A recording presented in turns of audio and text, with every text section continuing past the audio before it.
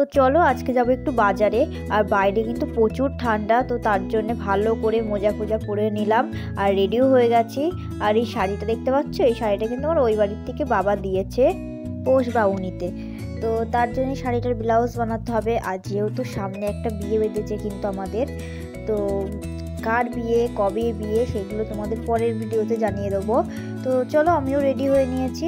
আর যেহেতু জানো মেয়ে মানুষে রেডি হয়ে কিন্তু একটু ঢং করতেই হয়ে যায়। আর ওদিকে আমার বর খ্যাচখ্যাচ করছে। তো চলো তাড়াতাড়ি দেরি হয়ে যাচ্ছে, রাত হয়ে যাচ্ছে। আর বাইরে যেহেতু অনেক ঠান্ডা, তো আমার শাশুড়ি মাকে টাটা দিয়ে আমি আরও বেরিয়ে পড়লাম।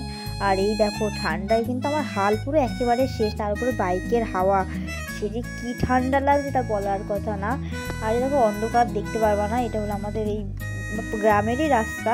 তো দুই সাইডে বাঁশ বাগান, তো তার জন্য আরও বেশি ঠান্ডা দেখতে পাচ্ছি। কিন্তু দিনের বেলায় ভালোই লাগে বেশ রাস্তাটা, কারণ দুই সাইডে সবুজ মাঠ, তো ভালোই বেশ। আর রাতের বেলাটা একটু গা ছমছম করে, আর এমনিতে আমি ভূতের ভয় বেশি পাই।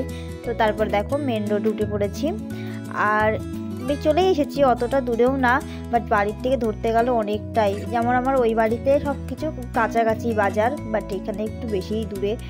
তো যাই হোক, তারপর দেখো চলে এসেছি। আর এই দেখো আমরা দুজন একটু হাঁটছি। আর এটা কিন্তু ভিডিও শট নিয়েছি, এটা ভিডিও বানাবো বলে। তো তারপর দেখো যাওয়ার পথে একটা হনুমানতলা পড়ে, এই জায়গাটার নাম, এই মন্দিরটার নাম। তো এখানে দেখো অনেক ঠাকুর আছে, আর এখানে কিন্তু বজরংবলী আছে। তো এখানে প্রণাম করে চলে গেলাম। আর এখানে কি বলতো নামা হয় না অতটা।